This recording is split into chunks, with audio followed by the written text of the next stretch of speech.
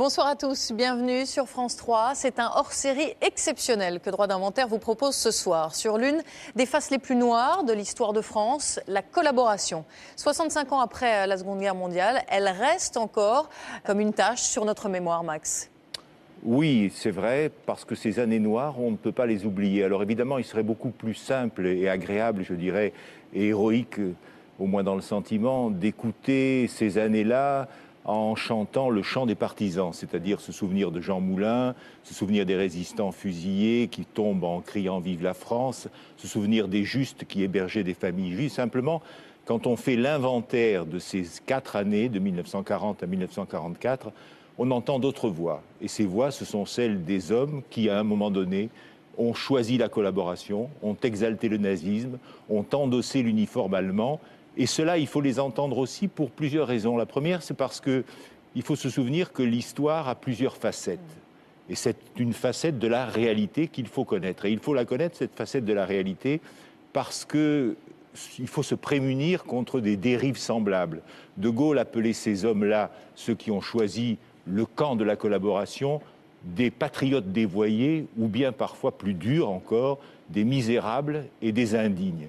Il faut les entendre parce que Brecht, un Allemand, tous les Allemands n'étaient pas nazis, disait « Le ventre est encore fécond, doit surgir la bête immonde ». Cela valait pour le nazisme, cela vaut pour tous les fanatismes. Je crois qu'il y a, au-delà du droit d'inventaire, un devoir d'inventaire. Alors, ce devoir d'inventaire, nous le ferons ce soir avec vous, Max Gallo, bien sûr.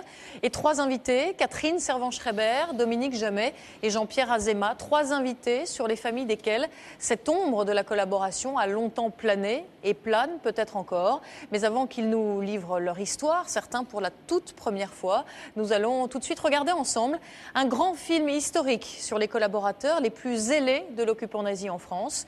Le chef de la milice, le chef de la Gestapo parisienne et un petit comptable de Bourges qui se transforme en tortionnaire SS. Ces Français qui, par ambition, conviction, goût de l'argent ou soif du pouvoir, ont choisi Hitler. C'est un film de Christophe Weber et Antonin Bénard.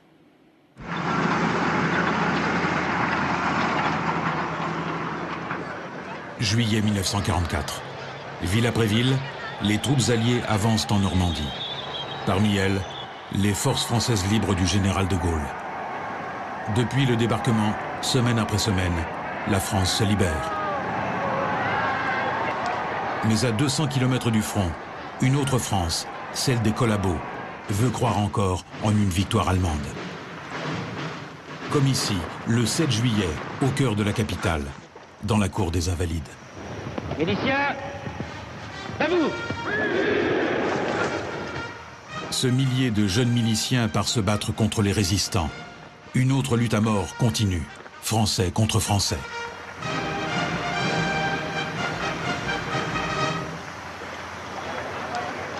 Comme ces miliciens, en cet été 44, une minorité de Français s'obstine jusqu'au bout à servir le Troisième Reich, à servir Hitler. Joseph Darnan, le héros de 14-18, devenu le chef de la milice. Il est responsable des persécutions et exécutions de dizaines de milliers d'opposants politiques, de résistants, de francs-maçons et de juifs.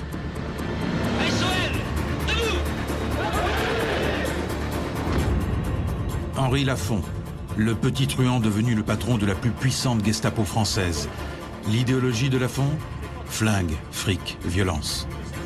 Pendant 3 ans, M. Henri et sa bande de voyous ont pillé, séquestré, torturé pour le compte des nazis. Tu vas parler. Violette Maurice, la grande championne sportive, déchue, transformée en collaboratrice des SS. Son objectif, détruire les mouvements de résistance à Paris et en province. Avant-guerre, elle avait confié à un journaliste « Mais qu'est-ce que c'est que ce pays de merde ? Ce pays de petites gens n'est pas digne de survivre. » Pierre-Marie Paoli, le petit comptable de Bourges, qui fit des centaines de victimes. Torture, déportation, assassinat. Un jeune homme en mal de réussite sociale, devenu un des plus cruels agents de la Gestapo en France.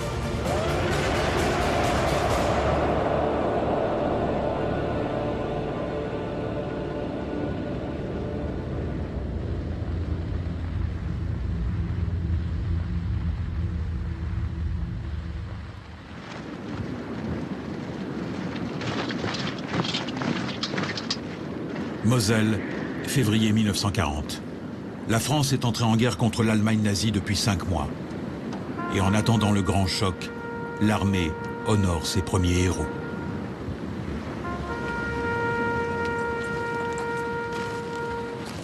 Le commandant en chef des forces armées du Nord-Est remet plusieurs décorations à un adolescent. Son père, le lieutenant Agnelli, a été tué dans une action de commando. Ce jour-là, le meilleur ami de son père est également décoré, le lieutenant Joseph Darnand. Au péril de sa vie, Darnand avait été chercher le corps de son ami. Pas question qu'il reste aux mains des Allemands. Qu'est-ce que Darnand peut bien murmurer à l'adolescent? Peut-être lui dit-il que son père n'est pas mort pour rien, que les Boches ne passeront pas, comme en 14. Cette grande guerre pendant laquelle Darnand s'était déjà comporté comme un héros. Médaille militaire, croix de guerre, 7 citations, Légion d'honneur. Et là, en 40, son courage lui vaut une nouvelle médaille. Et de faire la une d'un grand journal, Match. C'est son heure de gloire. Le lieutenant Darnand vient tout juste d'avoir 43 ans. Quelques mois plus tard, le ciel lui tombe sur la tête. Son monde s'écroule.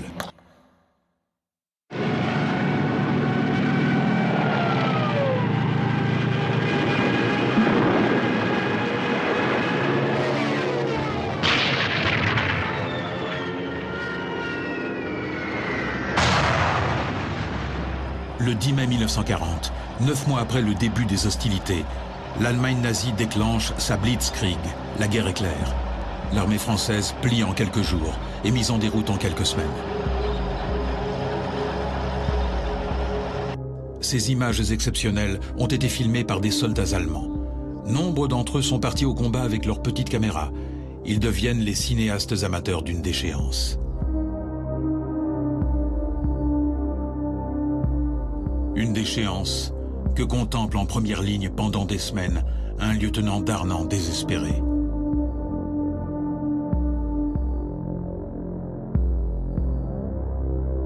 Ces centaines de milliers de civils qui fuient devant l'avancée allemande.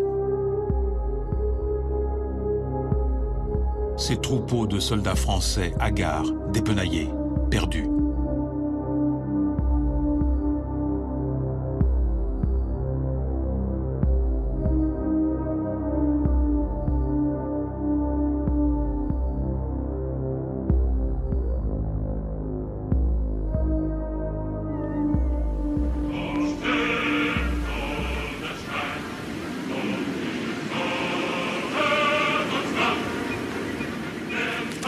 Ces soldats allemands qui viennent de conquérir Dunkerque peuvent être hilares. La victoire est totale. Ils peuvent agiter le drapeau français, poser avec, se le passer, se le repasser. Puis, faire flotter le drapeau nazi sur la ville.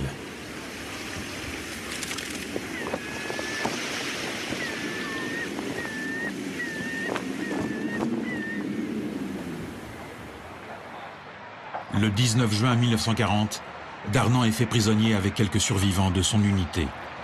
Un officier allemand qui lui demande comment il va, il aurait répondu « Ça ira mieux quand je ne verrai plus vos sales gueules de Boche ». Comme près de 2 millions de soldats français, Darnand est enfermé dans un camp de prisonniers. Mais il réussit à s'évader et parvient à rentrer chez lui, à Nice.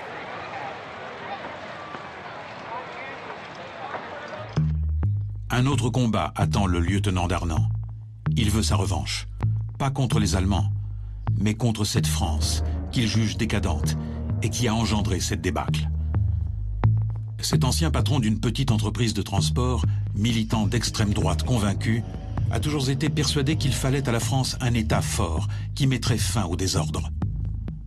Sa revanche, il peut la prendre aujourd'hui aux côtés du maréchal Pétain et du régime de Vichy. Ce qu'instaure le régime de Vichy lui plaît. Tout ce qu'exécrait déjà Darnand est mis au clou. La République, la démocratie, jugée responsable de la défaite. Vichy, qui a également fait le choix de la collaboration avec l'Allemagne nazie, un choix scellé dès octobre 40 à Montoire, lors d'une rencontre entre Pétain et Hitler.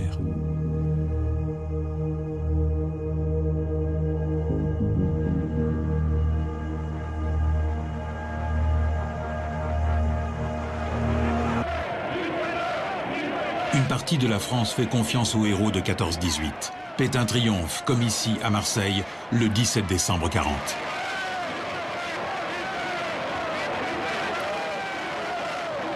Son régime prétend régénérer la France avec son credo « Travail, famille, patrie ». Vichy veut infuser à la société ses idéaux d'une pseudo-révolution nationale. Une mission confiée notamment à la toute-puissante Légion des combattants. Formée de vétérans de 14-18 et de la campagne de 1940, la Légion vénère Pétain. Et voici la minute solennelle où, sur un geste de lui, le silence va se faire sur cette mer humaine. Combattants de 14 et combattants de 40, unis dans le même amour du sol natal, vont lui jurer leur fidélité à la France régénérée qui va renaître de leur ferveur.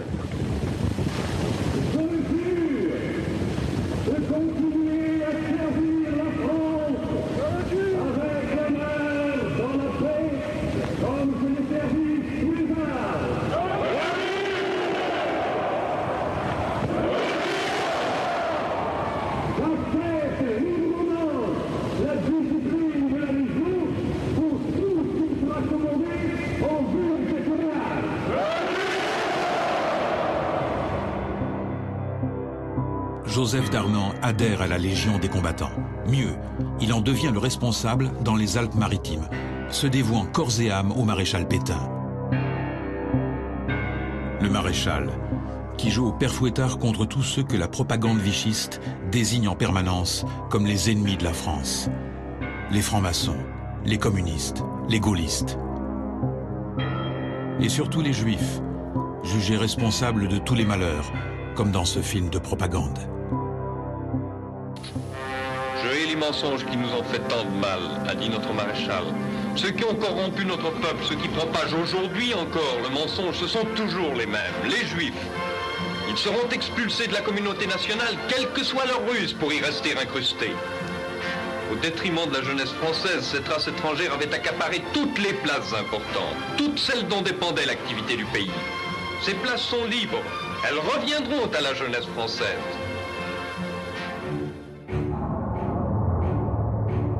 Une propagande à laquelle adhèrent des dizaines de milliers de Français, de tous âges et milieux sociaux confondus, qui militent dans d'innombrables mouvements et groupuscules collaborationnistes, qui battent le pavé, occupent la rue, organisent meeting sur meeting. Décorum fascisant ou nazifiant, mouvements de jeunesse, gardes prétoriennes, partout on singe les chemises noires de Mussolini ou les chemises brunes d'Adolf Hitler. Tous prêtent allégeance à cet ordre nouveau, à Vichy ou à ce Reich, dont la promesse est de durer 1000 ans. Une véritable cour des miracles, où chacun espère devenir un jour le chef unique d'un parti unique.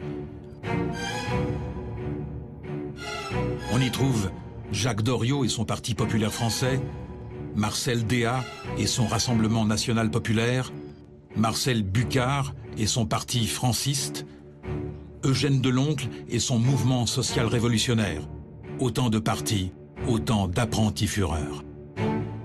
À l'été 41, l'Allemagne nazie attaque l'Union soviétique, le sanctuaire du communisme. Pour ces mouvements, c'est l'opportunité de grands-messes communes, comme celle-ci, le 18 juillet au Veldiv à Paris. Il s'agit de créer une légion de volontaires français pour aller se battre à l'Est, aux côtés des Allemands.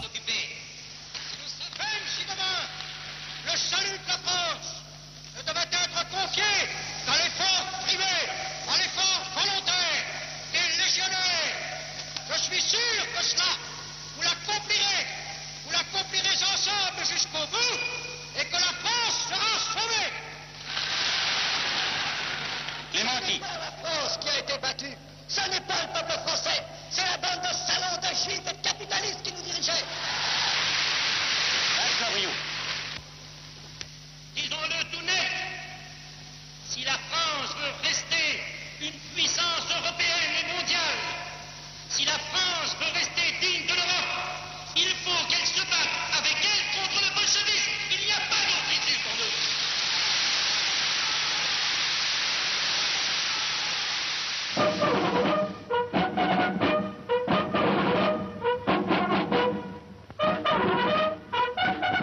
Joseph Darnand lui aussi veut se battre contre le communisme, mais en France, contre les communistes et contre tous les ennemis intérieurs.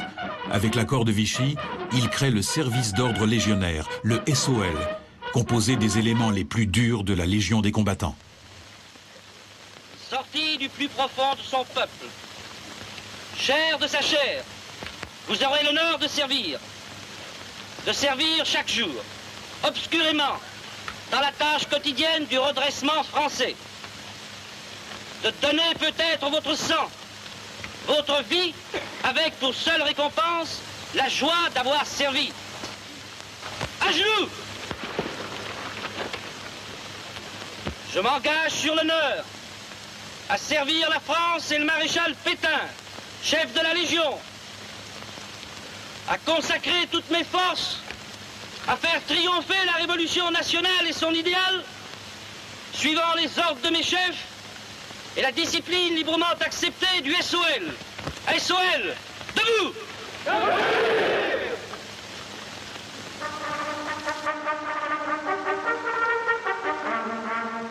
Darnand pavoise. Il dispose à présent d'une troupe de choc qu'il rêve en chevalerie moderne, prête à servir la Révolution nationale, chère à Pétain et son régime.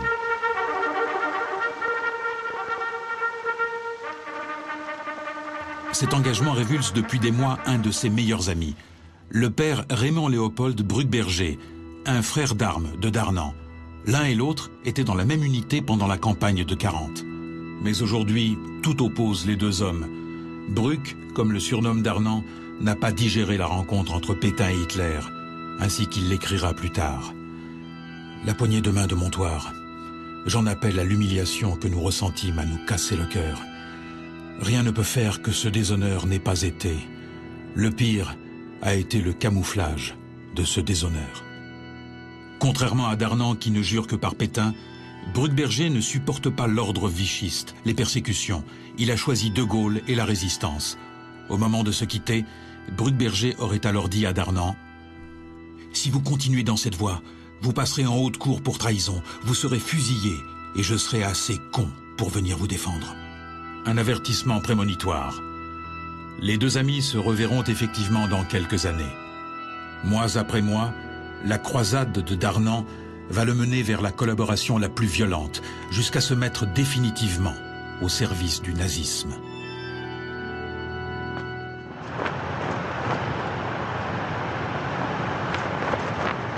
Servir les nazis. Une catégorie de la population le pratique déjà depuis le début de l'occupation. Les truands. Pour eux, rien à foutre du sort de la France. La défaite est une véritable aubaine. À Paris, le plus puissant d'entre eux est Henri Chamberlain, alias Henri Lafont. Les nazis lui ont permis de se tailler un empire. La revanche d'un petit truand devenu un véritable parrain grâce aux Allemands. Né à Paris en 1902, Lafont est orphelin à 13 ans. Il grandit à l'école de la rue, celle de la Pègre. En 1940, au moment de la défaite, il a déjà été condamné plusieurs fois pour vol et abus de confiance. Mais dès les premiers jours de l'occupation, cet escroc sans envergure flaire le bon coup. Les Allemands viennent de s'installer à Paris. Peut-être ont-ils besoin d'hommes comme lui, malins et sans scrupules. L'escroc offre alors ses services aux autorités nazies. Lafont rencontre Otto Brandl, dit Monsieur Otto, un responsable des services de renseignement de l'armée allemande. Monsieur Otto explique ceci à Lafont. La France doit verser chaque jour environ 400 millions de francs pour payer les frais d'occupation des troupes allemandes. L'Allemagne a donc les moyens de faire main basse sur toutes les richesses du pays. Encore faut-il les dénicher et les récupérer par tous les moyens, y compris les plus violents. Monsieur Otto a besoin de collaborateurs français sans idéologie, sauf une, le profit. Lafont est partant. Il y a beaucoup d'argent à se faire. L'escroc multirécidiviste devient rapidement l'agent 10-474R des services secrets allemands.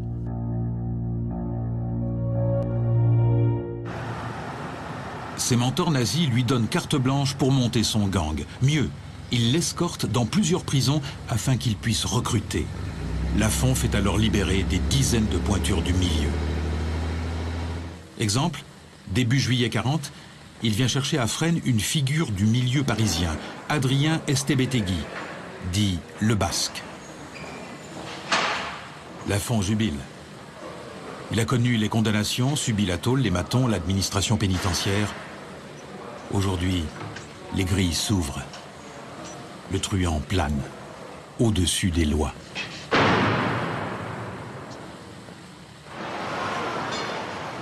Pendant que Lafont monte son gang, la grande majorité de la population manque de tout. La France est étranglée. Une grande partie de l'activité agricole et industrielle est détournée par l'Allemagne. Le taux de chômage est très élevé. La vie quotidienne n'est plus que ça. Les files d'attente, le rationnement, la faim.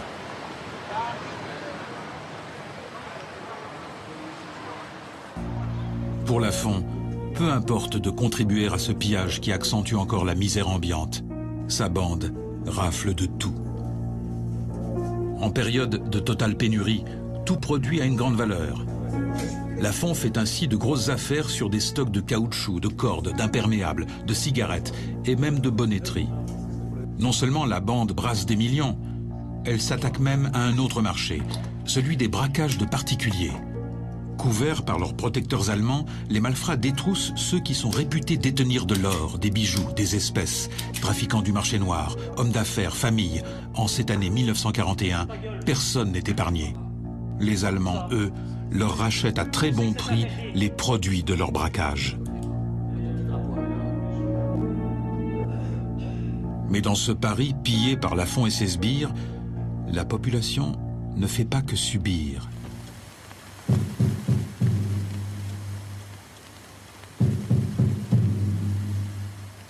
Ici Londres. Les Français parlent aux Français. Et voici maintenant quelques messages personnels. Père Noël à Pitchounette. 6 amis viendront vous voir ce soir. Le sanglier se porte gentiment. Le cheval bleu se promène sur l'horizon 2 fois. Certains écoutent Radio Londres et ses appels à la résistance. Cette résistance qui se constitue petit à petit en réseau, qui multiplie les actes de sabotage. Rodrigue, as-tu du cœur? Pendant ce temps, les nazis, soutenus par Vichy, intensifient la répression et les persécutions. Début juin 1942, le port de l'étoile jaune est imposé aux Juifs. Les rafles et les déportations se succèdent, en dépit de l'hostilité d'une majorité de la population française. La chasse aux Juifs devient un enjeu majeur de la collaboration franco-allemande.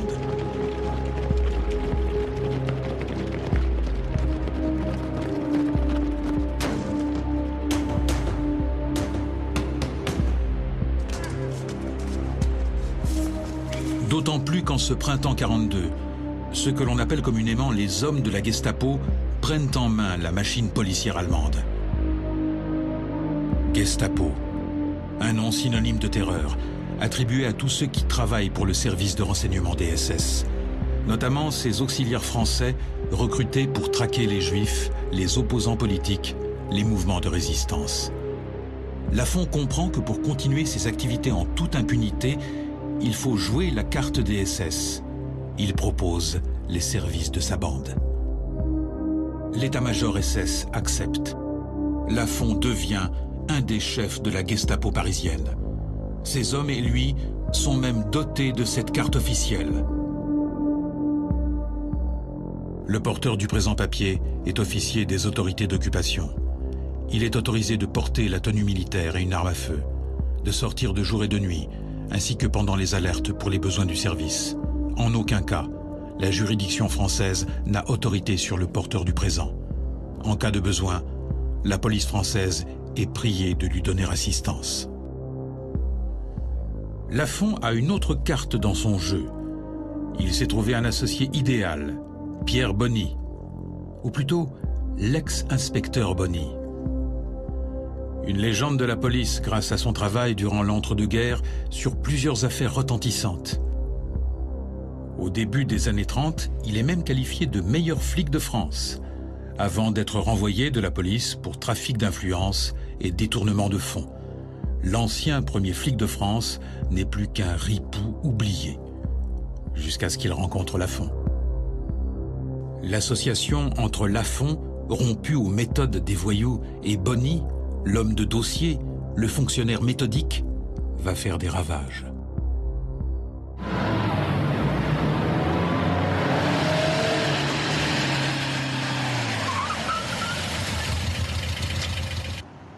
La bande est installée dans un immeuble du 16e arrondissement, 93 rue Lauriston.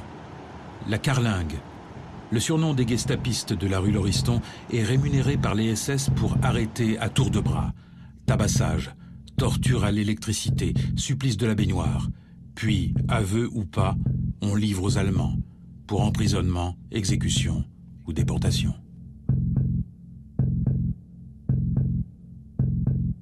Voici l'un des rares témoignages de ce qui se passait derrière la façade du 93 rue Lauriston. Celui d'une femme de ménage, interrogée par la justice en 1945. Il nous était interdit d'écouter ce qui se passait. En entrant au service, il nous était donné l'avertissement par Bonny que toute indiscrétion serait punie. Nous ne pouvions assister à ce qui se passait dans les bureaux. Toutefois, j'ai vu arriver des hommes avec les menottes au poignet, ainsi que des femmes. Souvent, j'ai perçu les cris de gens qui étaient interrogés.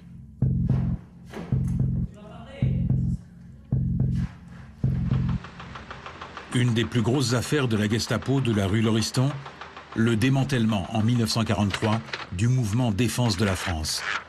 L'organisation était infiltrée depuis des mois par un informateur à la solde de Lafont. 36 membres de Défense de la France seront arrêtés le même jour par les hommes de la Carlingue. Parmi ces dizaines de victimes de la bande se trouve la propre nièce du général de Gaulle, Geneviève. Comme toutes les personnes arrêtées ce jour-là, elle sera déportée. Geneviève de Gaulle survivra au camp de Ravensbrück, mais 12 membres de Défense de la France mourront dans les camps de concentration.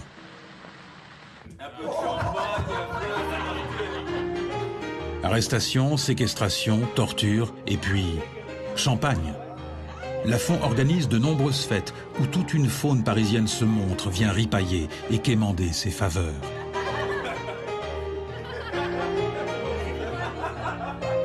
Parmi les fidèles de la rue Lauriston, un intellectuel inconditionnel de la collaboration, Jean Lucher, ou Amédée Bussière, le préfet de police de Paris, et évidemment, un paquet de femmes.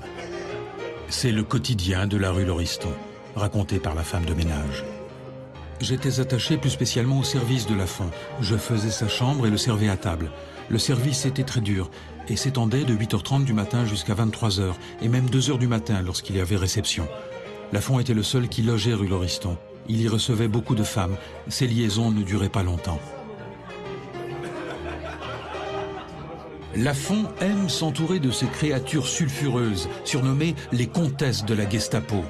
Des prostituées de luxe, des starlettes, des grandes bourgeoises et des aristocrates dévoyés.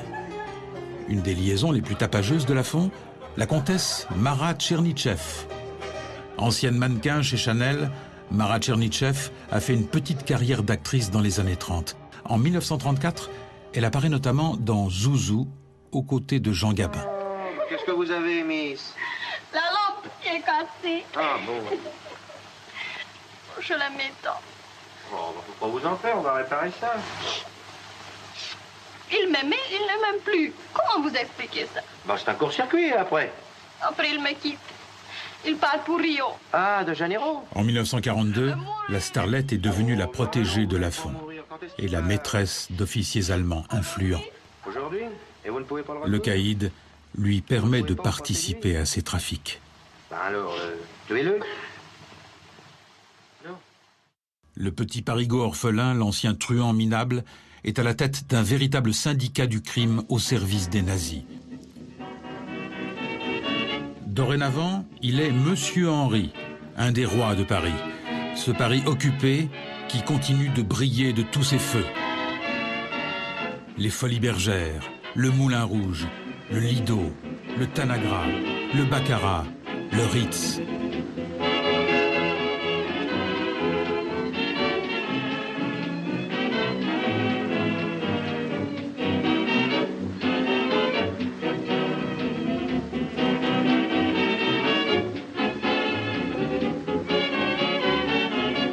Ce gai Paris qu'aiment filmer à l'occasion les soldats et officiers allemands. C'est tellement plus sympathique d'être en France que de se faire démolir sur le front russe. Film rare qui montre une face cachée de l'occupation, celle où il fait si bon faire la fête avec des petites Françaises.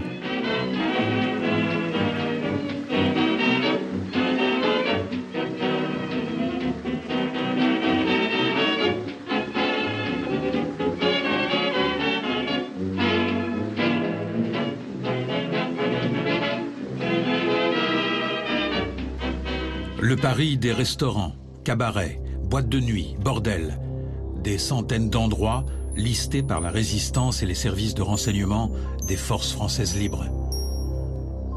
Autant de lieux fréquentés par l'occupant et ses nouveaux amis, cette armée de profiteurs, de trafiquants en tout genre, de truands et autres gestapistes français.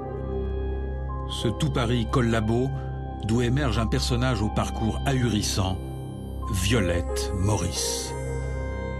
Son dossier est conservé aux archives militaires à Vincennes, parmi des milliers de rapports consignés par le Bureau central de renseignement et d'action, les services secrets de la France libre, établis à Londres pendant l'occupation.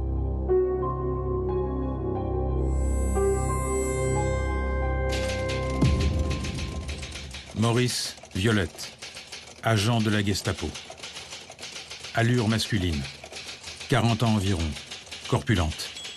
Gravite autour des SS, probablement indicatrice. Violette Maurice a fait arrêter Massin, français, par la Gestapo, pour trafic d'essence. Violette Maurice est suspectée d'être agent de la Gestapo. 20 ans plus tôt, c'était une grande championne sportive qui portait les couleurs de la France.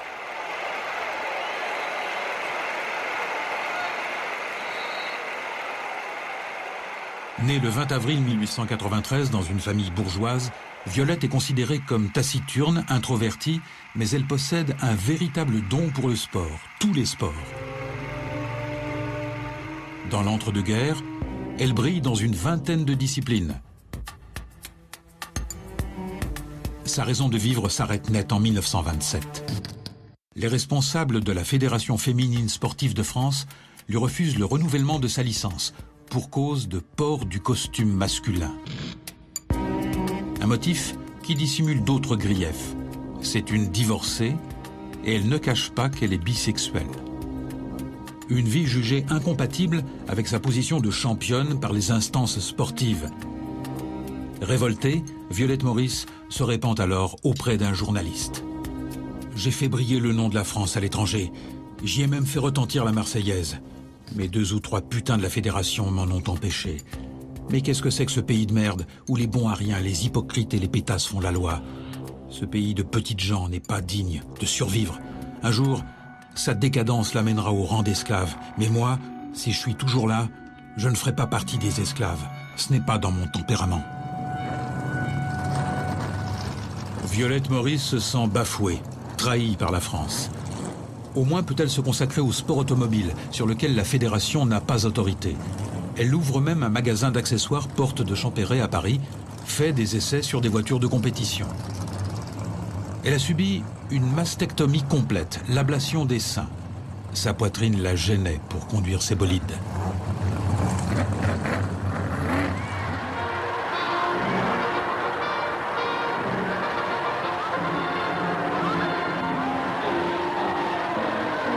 En 1936, les Jeux Olympiques se déroulent à Berlin. C'est là que Violette Maurice aurait fait une première véritable rencontre avec le Troisième Reich. Le faste et le décorum nazi impressionnent l'ancienne championne.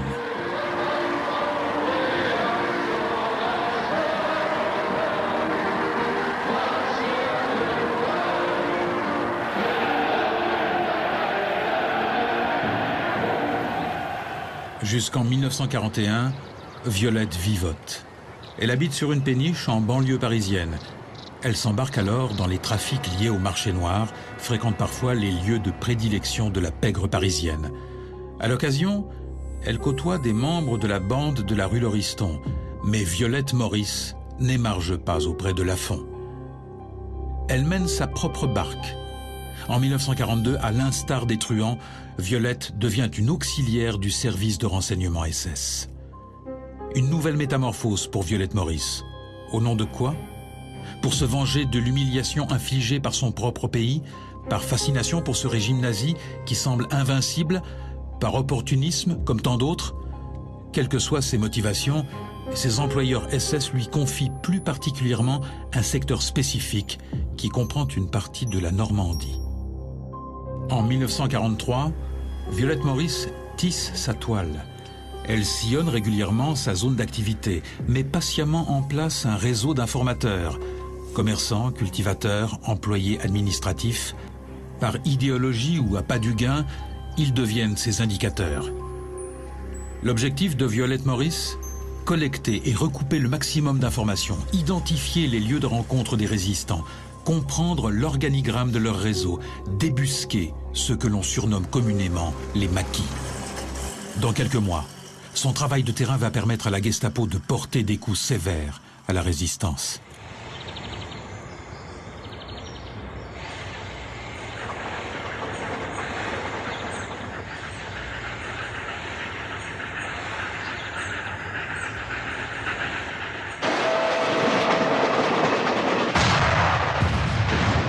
En cette année 1943, les mouvements de résistance s'organisent de plus en plus, galvanisés par les revers militaires nazis et l'ampleur des persécutions. Les attentats et les sabotages sont quotidiens. Des milliers de jeunes entrent dans la clandestinité et la résistance. Beaucoup cherchent à échapper au service du travail obligatoire, le STO, qui oblige des centaines de milliers d'entre eux à aller travailler en Allemagne. La résistance s'étoffe et s'enhardit. Lafont et sa bande font tout pour la démolir. Violette Maurice s'emploie à la démanteler. Et début 1943, les mouvements de résistance vont devoir affronter un adversaire bien plus coriace. Joseph Darnand. Darnand et sa nouvelle troupe de choc, la milice.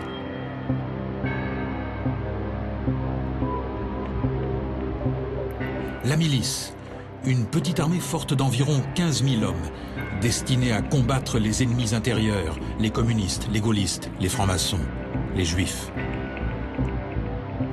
Pour les hommes de notre défaite, il n'est pas d'un dur châtiment. Nous voulons qu'on nous livre des fêtes. Nous voulons le photo infamant. Halte-nous, nous qui me le serment. Miliciens de mourir en chantant. En mai 1943, Darnand visite l'école des cadres de la milice, à Uriage, dans l'Isère.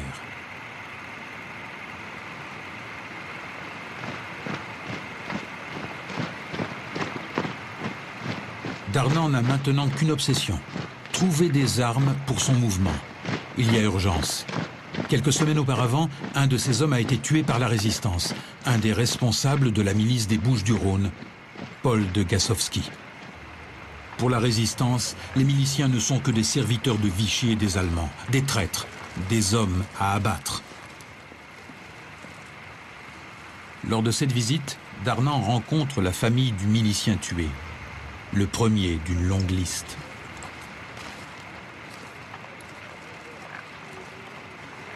Darnand enrage, la résistance frappe et il ne peut pas lui faire la guerre. Vichy n'aurait pas les moyens de lui fournir des armes. Et les Allemands ne tiennent pas à ce qu'une organisation, même totalement collaboratrice, soit militarisée. Et le chef Darnand doute. Lui enterre ses morts, et pour le régime nazi, les revers militaires se succèdent. Darnand va alors tenter une volte-face incroyable. Passer à la France libre.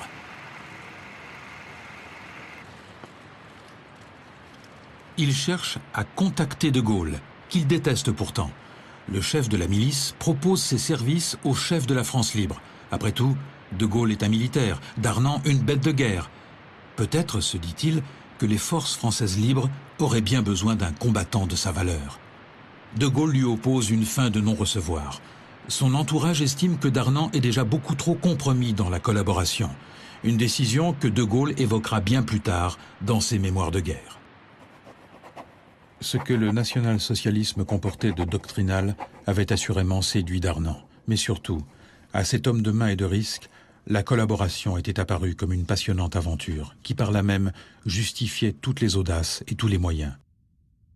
Il en eut à l'occasion couru d'autres en sens opposé, à preuve les exploits accomplis par lui au commencement de la guerre, à preuve aussi le fait qu'il m'avait fait transmettre sa demande de rejoindre la France libre. Rien, mieux que la conduite de ce grand dévoyé de l'action, ne démontrait la forfaiture d'un régime qui avait détourné de la patrie des hommes faits pour la servir.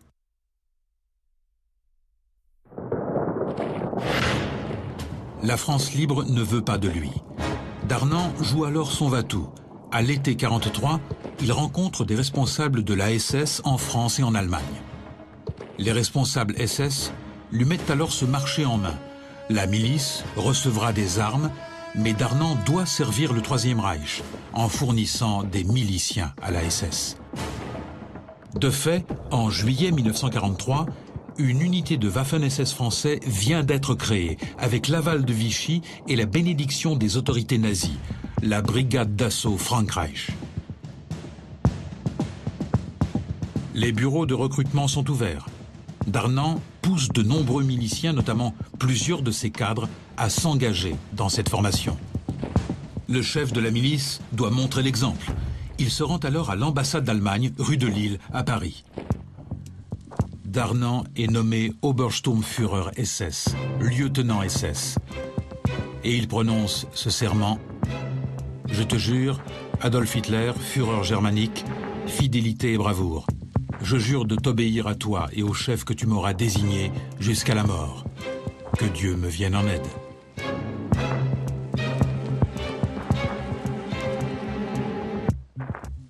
Le 8 août 1943, dans une pièce de l'ambassade d'Allemagne, le bouffeur de Boche de la Grande Guerre et de la campagne de 40 signe à huis clos son pacte avec le diable.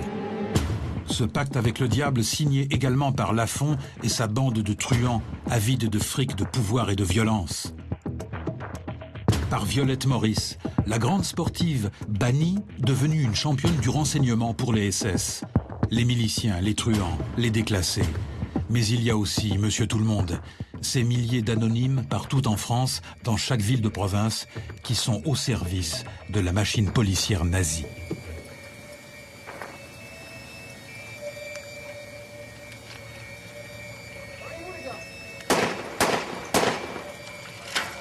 Le 15 août 1943, à Aubigny-sur-Ner, dans la région de Bourges, ces deux résistants pensent avoir accompli leur mission. Descendre un collabo notoire, un de ceux qui ne cherchent qu'à les détruire. Mais Pierre-Marie Paoli n'est que blessé. Ce jeune homme, bien sous tout rapport, était déjà un auxiliaire zélé des SS. À la suite de cet attentat, il devient un véritable psychopathe. Pierre-Marie Paoli endosse l'uniforme SS.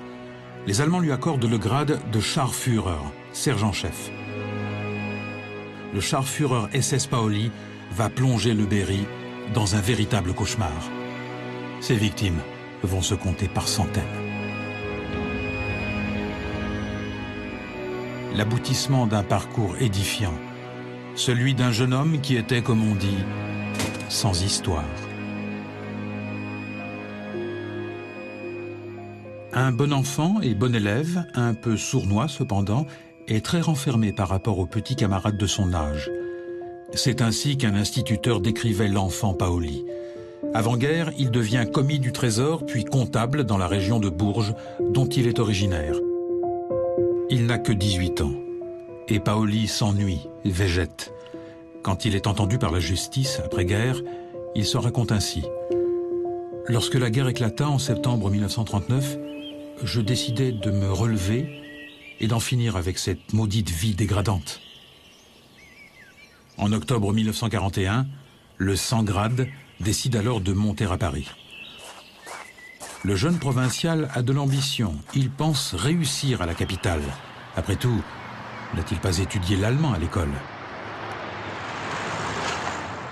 C'est alors que pour la première fois, j'entrai au service des Allemands, mais dans le modeste emploi de messager cycliste pour le compte de l'amirauté allemande à Paris. En janvier 1942, adieu Paris, retour dans le Berry. Je me liais d'amitié avec 3 ou 4 jeunes gens. Ils avaient des idées collaboratrices, et moi, qui n'en avais encore aucune, je partageais les leurs, sans réfléchir. Nous fûmes d'abord invités par les Allemands. Nous ne redoutions pas de sortir avec eux et même de leur serrer la main, ce qui nous valut bientôt la réprobation, puis le mépris de la population. On commença à ne plus nous appeler que les 4 Boches. Mois après mois, Paoli écoute les discours de ses amis tant français qu'allemands. Et comment ne pas entendre, Paoli l'a souligné dans sa déposition, ce que la presse collabo déverse chaque jour dans ses colonnes. Pourquoi ne pas verser dans la collaboration quand des intellectuels aussi prestigieux que Céline, Drieux-La Rochelle, Brasiliac encensent les victoires allemandes, vomissent les alliés et l'ennemi intérieur, qu'ils soient juifs, francs-maçons, gaullistes ou communistes. Il y a des mots qui tuent, et cet entourage qui incite Paoli encore et toujours à ceci, se bouger, ne pas rester un minable scribouillard toute sa vie. Je ne voyais partout qu'abus, qu'ambition d'arriver, de s'enrichir coûte que coûte, même et surtout avec l'occupant. Je voyais autour de moi des gens haut placés, hanter les commandantours, pactiser, traiter, manger et se distraire avec des officiers allemands allant même jusqu'à dénoncer leurs compatriotes. En mars 1943, Paoli se décide à sauter le pas.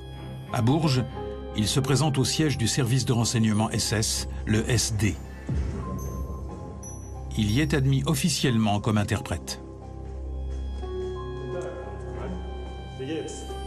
Les SS lui proposent même une chambre à leur siège, rue Michel de Bourges. Logé, nourri, blanchi et rémunéré. Environ 3 000 francs par mois. Un salaire correct pour l'époque. À 21 ans, Paoli devient finalement quelqu'un. Persuadé de ne pas trahir mon pays, mais au contraire de le servir, je me jetais corps et âme dans mes nouvelles fonctions. Par la suite, je m'évadais rapidement de mon emploi initial de bureaucrate pour entrer dans une vie plus active. Je fus autorisé à procéder moi-même à des arrestations de personnes.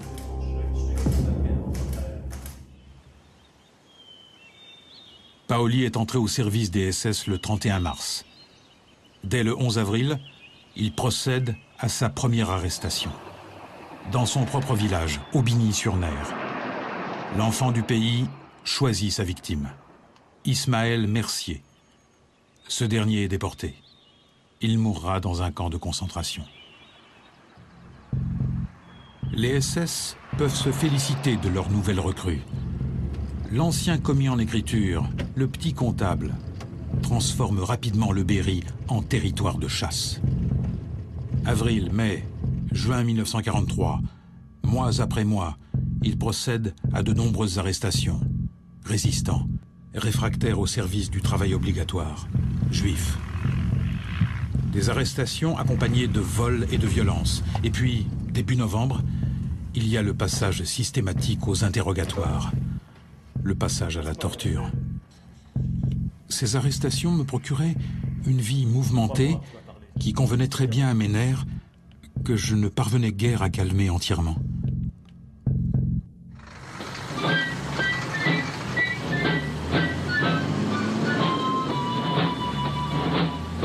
Le 11 novembre 1943, la résistance frappe un grand coup. Une colonne de camions s'approche de la ville d'Oyonnax dans l'Ain. Plus d'une centaine de résistants sont à bord. L'un d'entre eux filme l'opération en cours. Une opération soigneusement préparée. Il est midi à Oyonnax quand les résistants pénètrent dans la ville. La population est stupéfaite. Certains habitants osent applaudir. Le temps d'un défilé, Oyonnax est libéré.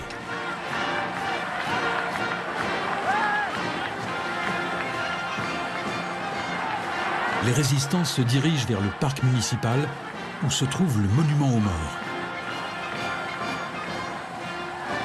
Toute commémoration de l'armistice du 11 novembre étant interdite par les Allemands, les résistants ont décidé de les défier.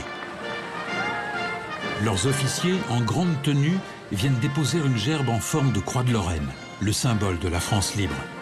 Une gerbe et une petite pancarte avec cette inscription: les vainqueurs de demain à ceux de 14-18.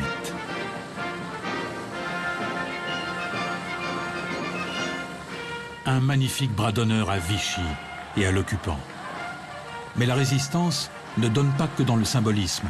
Partout en France, elle multiplie les attentats contre les collabos, notamment les miliciens. Un des plus meurtriers se produit le 21 novembre en Haute-Savoie. 3 cadres de la milice sont en tournée d'inspection dans cette région où plusieurs miliciens ont déjà été tués. Mais ils ne savent pas que la résistance les piste. Les 3 hommes déjeunent à l'hôtel du Midi, à Thônes. Ils vont payer l'addition d'une manière inattendue.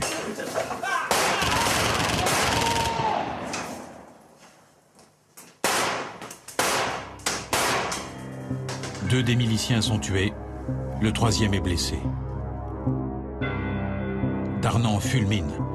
Avec cette tuerie, cela fait 6 miliciens tués récemment. Dorénavant, ce sera un mort pour un mort. En représailles, 6 personnes doivent mourir. Ainsi en a décidé le chef Darnan. Un véritable escadron de la mort est formé, avec à sa tête Joseph Lécussant, un des chefs miliciens les plus fanatiques. 6 personnes sont listées. Elles n'ont aucun lien avec les meurtres de miliciens. 6 personnes vont être assassinées parce qu'elles sont juives, francs-maçonnes ou suspectées d'appartenir à la résistance. Quelques jours après l'assassinat d'une des victimes, M. Élie Dreyfus, 70 ans, Lécussant se vante ainsi de son exploit auprès d'autres miliciens. J'ai frappé à la porte. Le type a ouvert. Je lui ai dit: monsieur, la milice vous a condamné à mort. Si vous avez des convictions religieuses, faites votre prière. Vous avez 3 minutes pour vous préparer à la mort. Je tenais d'une main une grosse montre et de l'autre mon pistolet. Quand les 3 minutes furent écoulées, j'ai tiré plusieurs fois. Et j'ai tourné les talons. Je m'étais juré de vider mon chargeur. Une fois dehors, je me suis aperçu qu'il contenait encore une balle. Je suis rentré. Le type était par terre. J'ai tiré ma dernière balle. Et puis je suis parti. La violence de ce récit, c'est le reflet d'un monde collabo qui n'a plus de limites. Aux abois. Collabo contre résistants. Fin 43, une véritable guerre civile a commencé. Hitler en personne exige de Pétain qu'il renforce la politique de collaboration, d'intensifier la répression. Les nazis veulent des résultats. Ils exigent que Vichy nomme des hommes sûrs. Le 30 décembre 1943, le chef de la milice et lieutenant de la Waffen-SS, Joseph Darnan, est nommé secrétaire général au maintien de l'ordre. L'ensemble des forces de police sont placées sous son autorité. De fait, il est devenu l'homme le plus puissant de France. À Vichy, le président Laval et M. Darnan, secrétaire général au maintien de l'ordre, viennent s'incliner devant les corps de 3 gardes du groupe mobile de réserve du Bourbonnais, tombés victimes de devoir en luttant contre les bandes communaux terroristes.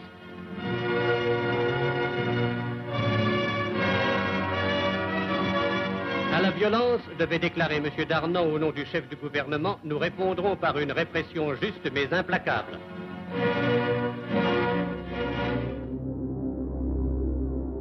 Implacable.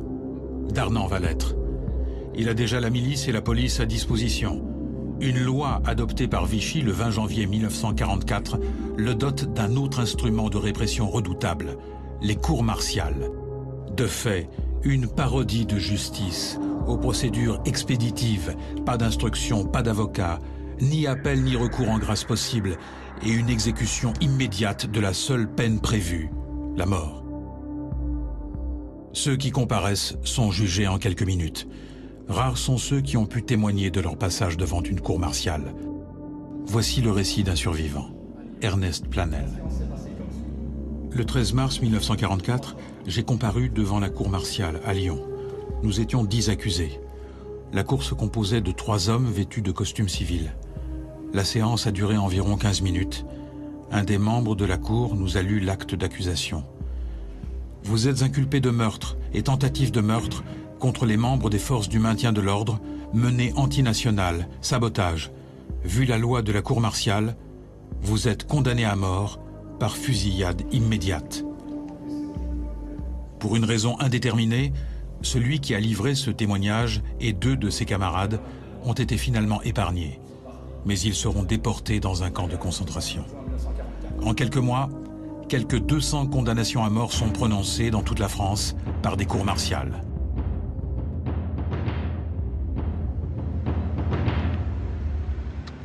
Mars 1944. Darnand redevient chef de guerre. Il veut frapper un grand coup, écraser les résistants, ceux des maquis. Ce sera celui du plateau des Glières, en Haute-Savoie. Des centaines de miliciens et de nombreuses forces de police donnent l'assaut contre ces résistants dépeints par la propagande comme de vulgaires terroristes.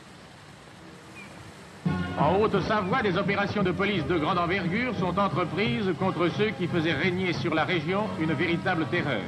60 meurtres par mois, 30 attentats quotidiens, telle était la moyenne. Les patrouilles parcourent les rues. Parmi ces forces de police, on trouve des membres du service de police anticommuniste, le SPAC.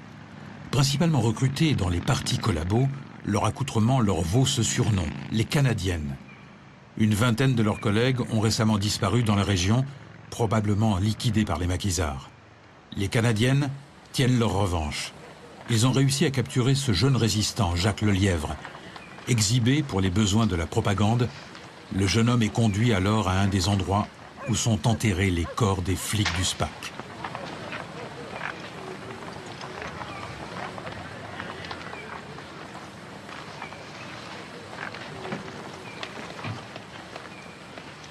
Jacques Lelièvre sera exécuté quelques jours plus tard. Dans les faits, le maquis des Glières n'a pu être réduit qu'avec l'appui massif des troupes allemandes. Et la milice s'est surtout distinguée par sa médiocrité au combat, ses pillages et ses exactions sur la population civile. Darnand imaginait sa milice comme une forme de chevalerie moderne. Ce n'est que le règne de la terreur. Dans ce domaine, le parrain du tout répressif, Joseph Darnand, se retrouve alors flanqué d'un allié surprenant. Henri Lafont. Pour le caïd de la rue Lauriston et sa bande, le temps des affaires à Paris est révolu. Pour l'heure, il faut casser du maquis. Avec l'appui d'un certain El Mahdi, un Algérien épris de collaboration, Lafont crée sa propre milice, la Brigade nord-africaine, composée de quelques 300 hommes recrutés dans les bas-fonds de l'immigration maghrébine. C'est au tour des truands de se métamorphoser. Lafont et ses adjoints revêtent l'uniforme allemand, l'uniforme SS. Monsieur Henri part faire sa guerre dans le Limousin, un des sanctuaires de la résistance armée. En février 1944, le capitaine, ou plutôt l'Hauptsturmführer SS Lafont, à la tête de sa brigade, pénètre dans la ville de Tulle.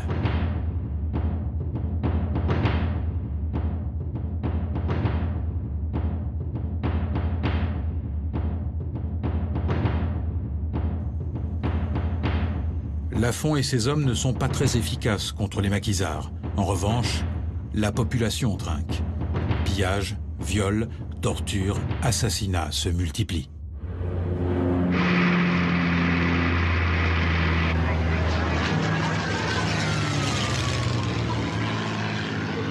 En ce début 1944, le débarquement ne serait plus qu'une question de mois. Les Alliés préparent le terrain.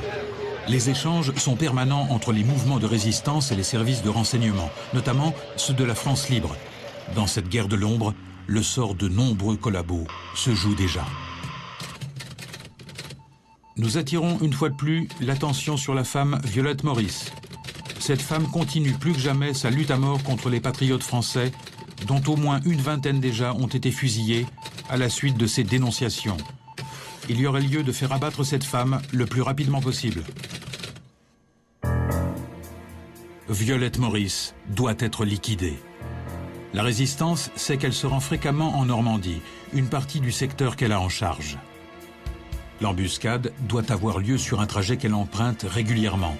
Violette Maurice a ses habitudes à Beuzeville. La résistance pense qu'elle y dispose de plusieurs informateurs. Ses jours de visite sont eux aussi connus. C'est là que les résistants vont frapper. Les hommes du maquis Surcouf. Le 26 avril, ils montent une véritable opération militaire.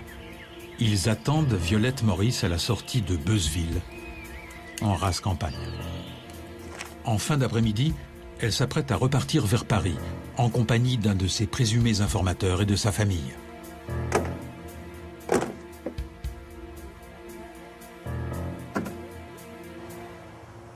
Vers 18h30, sa voiture se profile. Le guetteur donne l'alerte. Les maquisards ont placé un attelage en travers de la route. Violette Maurice est obligée de s'arrêter.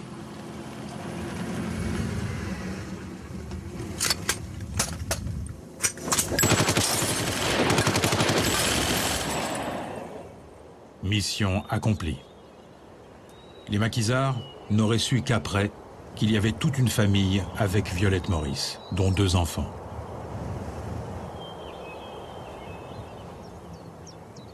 Quelques semaines après sa mort, une autre famille de Beuzeville suspectée d'avoir fait partie de ses informateurs est liquidée.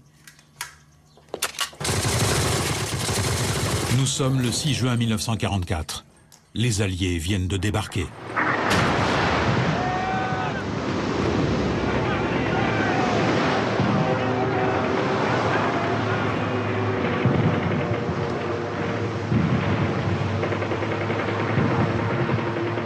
C'est le jour J. Pour une large majorité de la population, la libération commence, enfin. Pour les troupes nazies, c'est l'amorce à l'ouest d'une retraite inexorable. Pour les ultras de la collaboration, il ne reste plus que la fuite en avant, dont voici quelques tableaux. Le 11 juin, la brigade nord-africaine de Lafont et des troupes allemandes déboule pour une opération de représailles dans la petite ville de Mussidan, en Dordogne. De sa fenêtre, une femme, avec beaucoup de courage, réussit à prendre l'unique photo qui témoigne de ce drame. Des hommes sont rassemblés devant la mairie. Ils ont été pris en otage. De ce côté de la grille, quelques femmes tentent de s'approcher. L'une d'entre elles porte une valise qu'elle espère remettre à un des otages. Les habitants croient qu'ils vont être déportés. En réalité, ce groupe d'hommes à gauche va être épargné. À droite, ceux qui doivent mettre les mains sur la tête vont mourir. Ils vont être fusillés.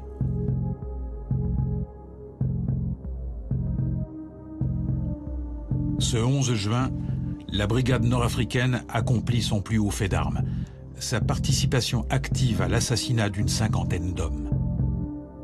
Leur chef n'est plus là pour endosser ce crime. Lafont a laissé tomber l'uniforme SS et sa horde sauvage depuis plusieurs semaines. Lafont est inquiet. Il sait que le vent tourne. Il est temps de gagner la clandestinité. Flanqué de son éternel complice Bonny et de leur famille, il espère sauver sa peau et ses millions. Dès la mi-juillet, il décampe de Paris et se cache dans une ferme de l'Yonne. Darnan, lui, croit encore dur comme fer à une victoire allemande. Le 7 juillet, aux Invalides, il parade aux côtés de hauts gradés SS.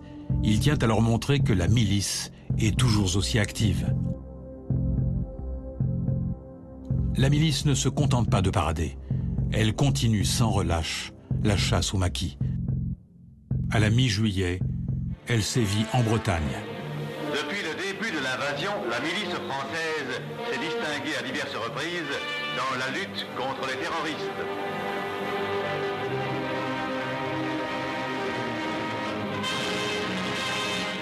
L'interrogatoire des terroristes. Dans la région de Bourges, Pierre-Marie Paoli s'acharne dans son travail de tueur. Le 24 juillet, il participe à une version locale de la solution finale. Des dizaines de Juifs viennent d'être victimes de rafles et sont emprisonnés à la prison du Bordio à Bourges. Prochaine étape, la déportation vers les camps de la mort. Mais en cette fin juillet, pour les Allemands, l'évacuation des troupes prime. Les nazis manquent de trains. Paoli et ses employeurs SS s'occupent alors de l'assassinat d'une partie des prisonniers juifs. L'opération doit rester secrète. 25 d'entre eux disparaissent quelque part dans la campagne berrichonne. Toute cette affaire pourra être reconstituée notamment grâce au témoignage d'un seul survivant de ce massacre, Charles Kramaisen, qui avait réussi à échapper in extremis à Paoli et sa bande. Près de Bourges, au fond d'un puits, on a découvert un nouveau charnier laissé derrière eux par les Allemands. Devant l'unique rescapé de ce massacre, un puisatier va rechercher les corps, le visage protégé par un masque.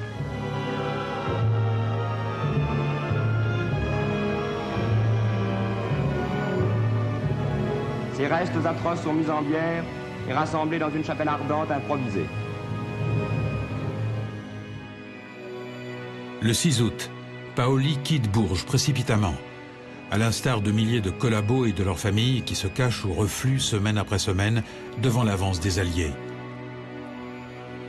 La retraite allemande ne l'empêchera pas de sévir. Dans les semaines qui suivent, il va participer à une vingtaine d'assassinats dans l'est de la France.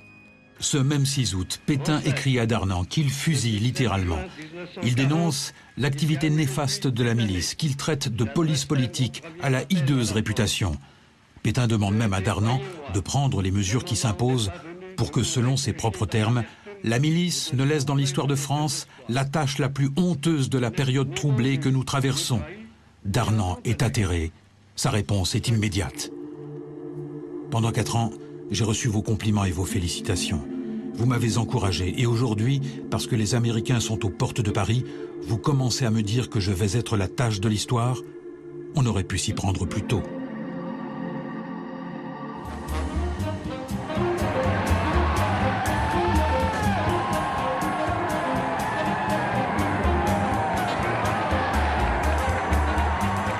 Quelques semaines plus tard, le 25 août 1944, Paris est libéré. C'est au tour des Alliés de filmer en couleur, notamment les Parisiennes, évidemment, qui ne laissent pas insensible le jeune reporter américain.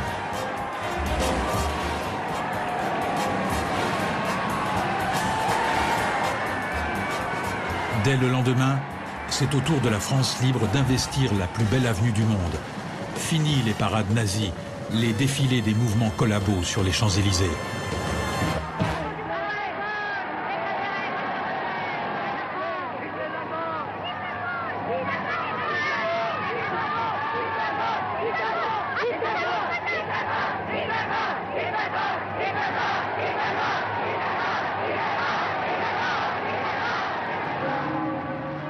Paris libéré vaut bien une messe.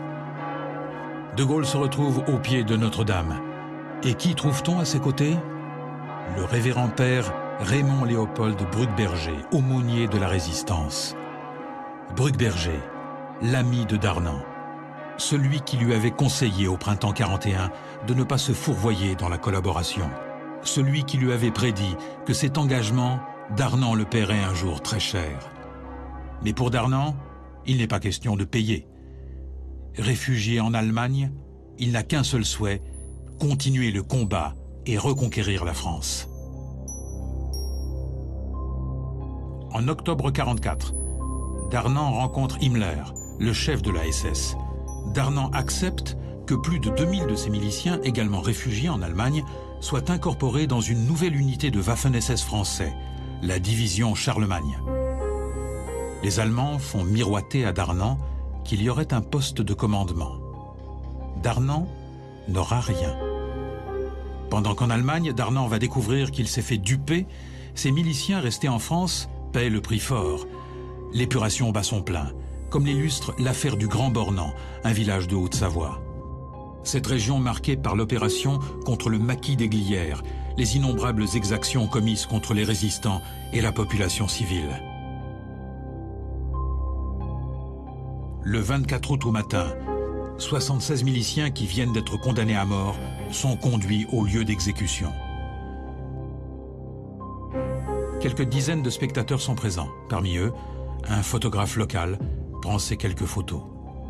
Les 76 miliciens sont fusillés 10 par 10, puis enterrés sur place.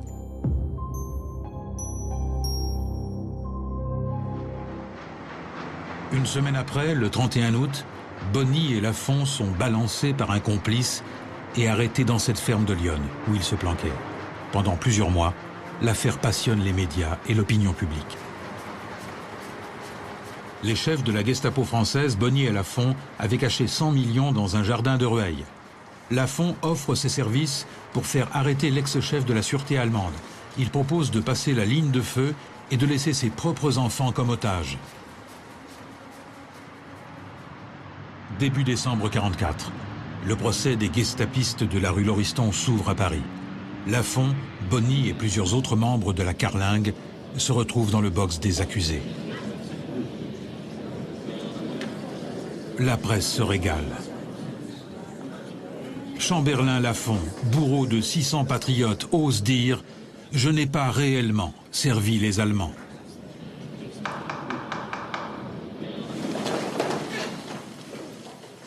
Lafont, Bonny et 6 de leurs sbires sont condamnés à mort. Le 26 décembre 1944, ils sont fusillés au fort de Montrouge.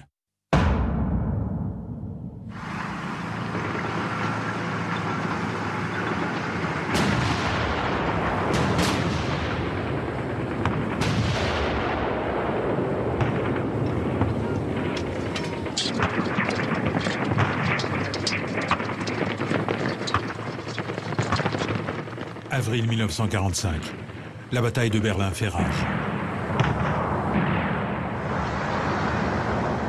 Le 30 avril, Hitler se suicide. Parmi les derniers défenseurs de son bunker, il y avait plusieurs dizaines de Waffen-SS français de la division Charlemagne.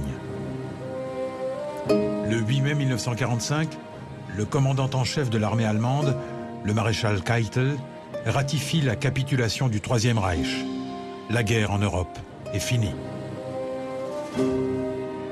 Ce même 8 mai, en Bavière, un groupe de Waffen-SS se rend aux Américains. Ceux-ci découvrent que ces Waffen-SS sont des Français de la division Charlemagne. Les forces françaises libres étant dans le même secteur, les Américains les livrent alors à la 2e division blindée du général Leclerc. Sur une petite route d'Allemagne se déroule alors cette scène stupéfiante. Les soldats des forces françaises libres se retrouvent face à face avec des Waffen-SS français. Leclerc est prévenu et vient les interroger en personne. Les hommes de la 2e DB sont embarrassés. Que faire de ces 12 hommes? Les considérer comme des prisonniers de guerre ou comme des traîtres sous uniforme allemand? Finalement, l'ordre est donné de les exécuter. Les versions diffèrent sur l'origine de la décision prise. Est-ce Leclerc lui-même? Un ordre venu de l'état-major, de plus haut? En fin d'après-midi, ce 8 mai 1945, les 12 hommes sont fusillés dans une clairière.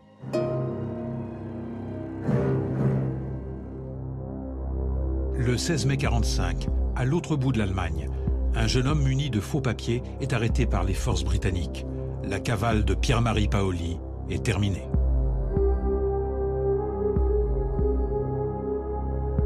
En janvier 1946, il est livré aux autorités françaises. Paoli tente alors de s'empoisonner. « J'étais en plein désespoir. Je voulais mourir pour éviter à ma famille le déshonneur d'une condamnation à mort. » Il se retrouve à la prison du Bordio, à Bourges, là où il fit emprisonner tant de ses victimes. L'instruction de l'affaire Paoli dure plusieurs semaines. Paoli reconnaît avoir participé à environ 300 arrestations et s'être livré à quelques 200 séances de torture. Dans son propre village, Aubigny-sur-Mer, 23 personnes ont été arrêtées et déportées. 3 ont survécu au camp de la mort. Il est accusé également de pillage, d'extorsion de fonds, de racket.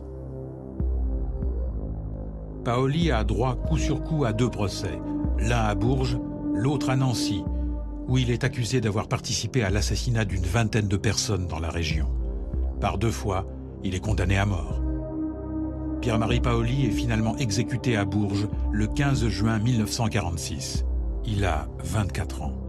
Le matin de son exécution, au commissaire du gouvernement qui lui demande s'il a d'ultimes déclarations à faire, Paoli répond simplement « Aucune ». Le 25 juin 1945, Joseph Darnand est arrêté par les forces britanniques en Italie, où il tentait de se cacher. Son procès démarre à Paris le 3 octobre, devant la Haute Cour de justice. Dans une salle du palais de justice de Paris, le glaive de la loi va trancher. Trancher des têtes. Car pour un Darnand qu'on juge, il ne peut y avoir d'autre sentence. Devant le président Mongibaud, devant la cour, devant les jurés, Darnand pourra verser des larmes. Elles n'effaceront pas le sang des maquisards assassinés, des résistants torturés, des patriotes fusillés, inscrits à l'actif du déménageur de Nice. Devant la cour, Darnand reste convaincu d'avoir fait son devoir. Je ne suis pas de ceux qui vont vous dire « Monsieur le Président, j'ai joué le double jeu ». Moi, j'ai marché simplement. Je suis fier de ce que j'ai fait. Je me suis trompé, mais j'ai agi de bonne foi. Je crois avoir servi. Ce 3 octobre, un homme témoigne en faveur de Darnand. Le père Bruckberger, son ancien frère d'armes, tient à rappeler qu'il fut un héros de la Grande Guerre et de la campagne de 40. La sentence tombe le jour même. Darnand sera exécuté le 10 octobre.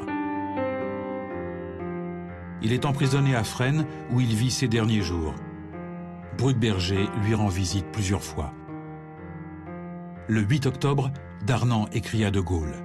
« Mon général, dans la déclaration que j'ai faite devant mes juges, j'ai conclu en exprimant le souhait que ma condamnation soit le gage que bientôt tous les fils de France puissent se réconcilier et travailler ensemble au relèvement et à la grandeur de la patrie. Aussi, mon général, ce n'est pas ma grâce que je viens vous demander, mais celle de mes camarades de la milice. » Le 9 octobre, De Gaulle demande à voir Bruckberger. L'entretien aurait duré un quart d'heure. « Vous direz à Darnand que j'ai lu sa lettre. Je n'ai pas le temps d'y répondre. Dites-lui en tout cas que je suis obligé de le faire fusiller par raison d'État, mais que de soldat à soldat, je lui garde toute mon estime. Pour ces miliciens ayant commis des actes criminels, la justice suivra son cours. Pour les autres, je l'assure d'une grâce prochaine. » Darnand, lui, rédige son testament politique. « Adieux et consignes à mes miliciens. Vous tous qui avez cru en moi et qui m'avez suivi, lorsque ces lignes vous parviendront, je serai mort. » Dans ses écrits, Darnand reconnaît in fine les exactions de la milice qu'il rejette sur une minorité d'individus. Pour le reste, Darnand ne renie rien. Vichy et lui n'ont souhaité que le redressement de la France et combattre le communisme. Quant à la collaboration avec les nazis, elle n'existe pas. Darnand conclut son testament par ces mots « Je meurs avec le sourire. Fresnes, le 9 octobre 1945, Joseph Darnand. » Darnand est fusillé le lendemain au fort de Châtillon.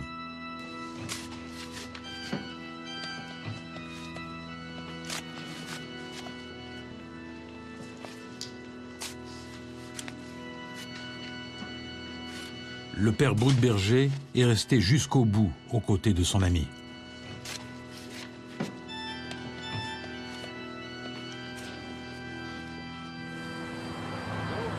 Pendant toute la durée de l'occupation, des centaines de milliers de Français sont morts, qu'ils aient été victimes des nazis, du régime de Vichy et de ceux qui se sont engouffrés dans la collaboration.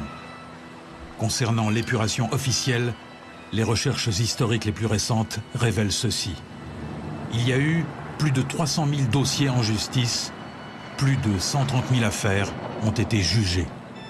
Près de 3 000 condamnations à mort ont été prononcées, dont plus de 2 000 ont été suivies d'exécutions.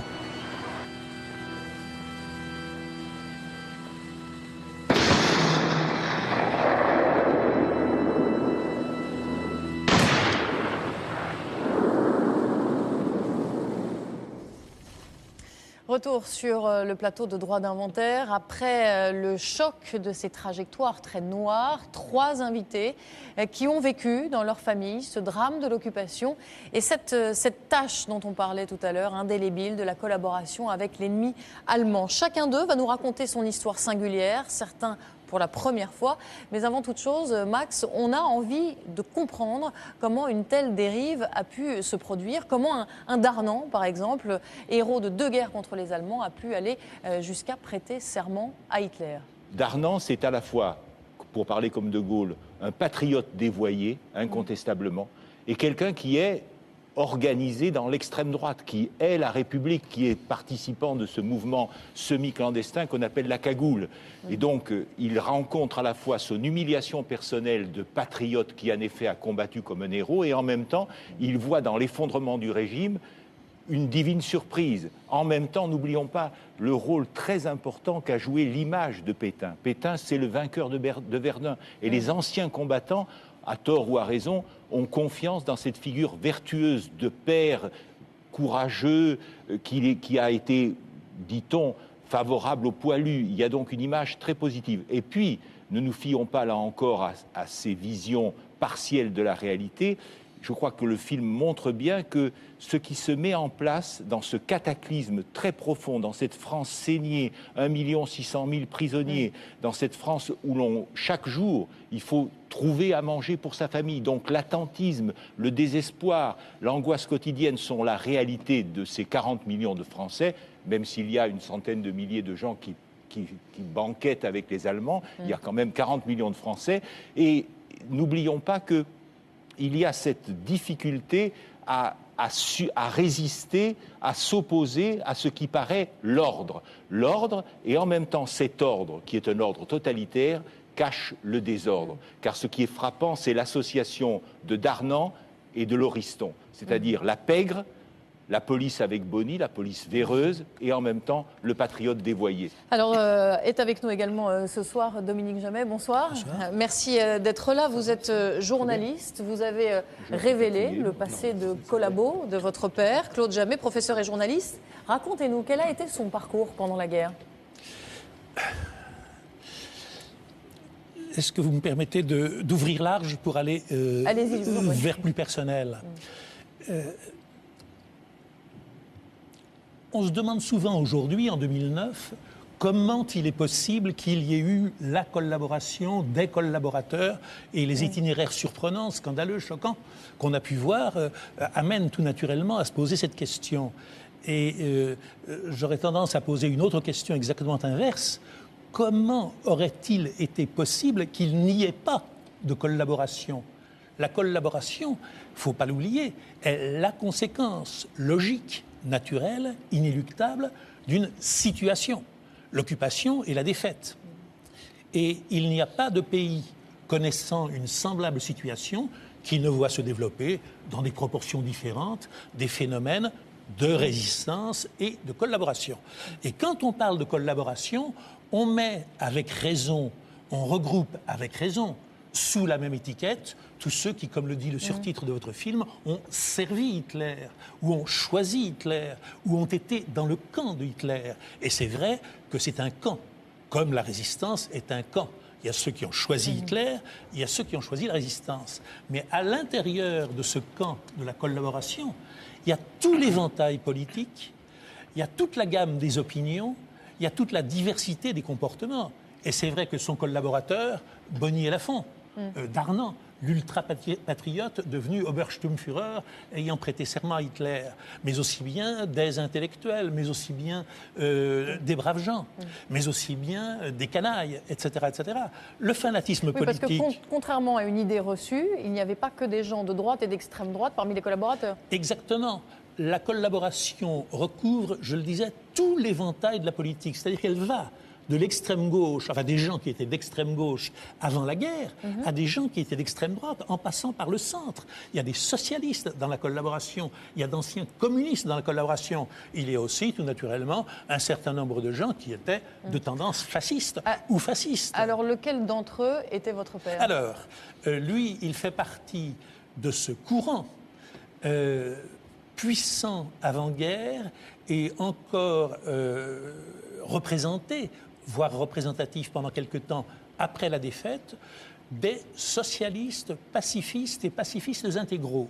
C'est-à-dire des gens qui, à la lumière des 3 conflits qu'il y avait eu entre la France et l'Allemagne, 70, qu'on oublie aujourd'hui, 14-18, qu'on avait en mémoire, 39-40, disaient « plus jamais ça ». Il y a quelque chose qu'on a du mal à comprendre. Oui. Vous dites que votre père était donc un humaniste, Oui. qui est un pacifiste. Oui. Comment c'est à ce titre-là qu'il a accepté, au nom du plus jamais ça, les lois nazies? Il y a quelque chose, il y a un paradoxe qu'on a du mal à comprendre. Attendez, vous allez vite.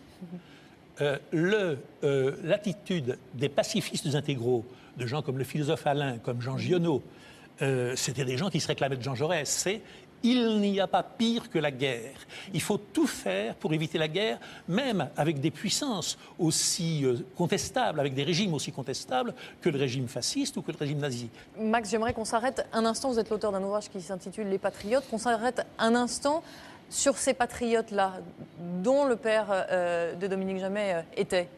Moi, je crois que la réflexion, quand on suit les parcours individuels, celle du père de Dominique Jamais, la réflexion est toujours amnistiante d'une certaine manière. C'est-à-dire qu'on comprend les raisons des uns et des autres, leur sincérité, leur erreur devant les événements, en effet, qui sont horribles, la guerre, etc. Mais ce que je n'admets pas, si vous voulez, ou ce que j'admets difficilement, et je réponds peut-être un peu à Dominique Jamais, c'est cette sorte d'équivalence qui s'établit entre les parcours, comme il l'a dit, la résistance, la collaboration. Je ne l'admets pas parce que il y a des faits, là il faut prendre des parcours de résistants, il y a les pêcheurs de l'île de Sein qui se sont embarqués à 140 et qui ont rejoint De Gaulle, il y a l'ancien Premier ministre Messmer qui était sous-lieutenant, qui entend l'appel de Gaulle et qui va rejoindre Londres et il avait 20 ans, il y a Michelet, catholique, qui, sans entendre l'appel de Gaulle le 17 juin, imprime des tracts à Brive avec des vers de Péguy appelant à la résistance. Je veux dire que la vraie critère, la vraie question, sont ceux qui, instinctivement, par une sorte de patriotisme mystique, ont dit, même quand ils étaient d'extrême droite, il y a eu beaucoup d'anciens royalistes, de royalistes qui sont partis rejoindre De Gaulle dès 1940, c'est de dire, nous ne pouvons pas accepter que Paris soit occupé et que le gouvernement de Vichy envoie un ambassadeur à Paris représenter la France dans sa capitale, Paris. Il y a donc eu d'un côté ceux qui, pour des raisons qui individuellement sont parfaitement compréhensibles, sinon respectables, qui ont dit on accepte l'occupant, on accepte les lois de Vichy, car elles sont en place dès octobre 1940. Les rafles se produisent dès ce moment-là. On accepte les pleins pouvoirs à Pétain. On accepte tout cela au bénéfice, en effet, d'un idéal pacifiste, pour s'en tenir à ce courant-là, ou bien au contraire pour imposer notre ordre, et ceux qui ont refusé d'emblée. Refuser, c'était difficile, refuser, c'était risquer sa peau. Les autres, quoi qu'ils disent, ne risquaient pas leur peau parce qu'ils avaient ce parapluie, cette protection allemande. Alors c'est très beau d'avoir des idéaux quand on est en même temps du côté de l'ordre. Ils se permettaient d'avoir les mains blanches sans regarder les mains trempées dans le sang des bourreaux. Et c'est parce qu'il y avait ces bourreaux qu'ils avaient les mains blanches. Et ça, moi, je ne peux pas l'accepter. Je voudrais juste revenir sur quelque chose. Dominique Jamais, votre père, vous le dites, se disait humaniste, pacifiste. Il voyait bien, pourtant, les films de propagande, comme celui qu'on a vu dans le film. Je voudrais juste citer, où l'on parlait des Juifs, oui. On en a vu un extrait dans le film, je cite, comme une race étrangère qui sera expulsée de la communauté nationale, quelles que soient les ruses, pour y rester incrustée. Il n'a pas occulté complètement cet aspect-là de la collaboration. Vous m'avez coupé la parole. J'allais le dire quand vous m'avez interrompu. Je vous la redonne. Merci. C'est la faute, c'est la faille, c'est le péché.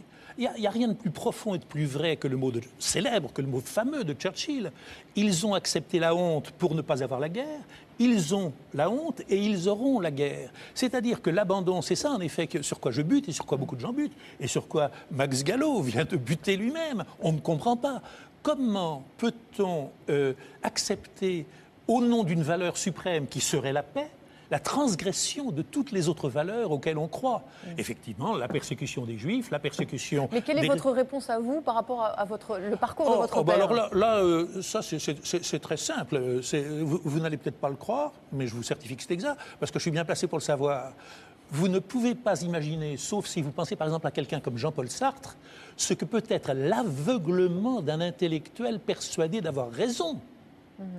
Jean-Pierre Azéma, alors je le disais, vous êtes le célèbre historien qu'on connaît, très spécialiste de cette période.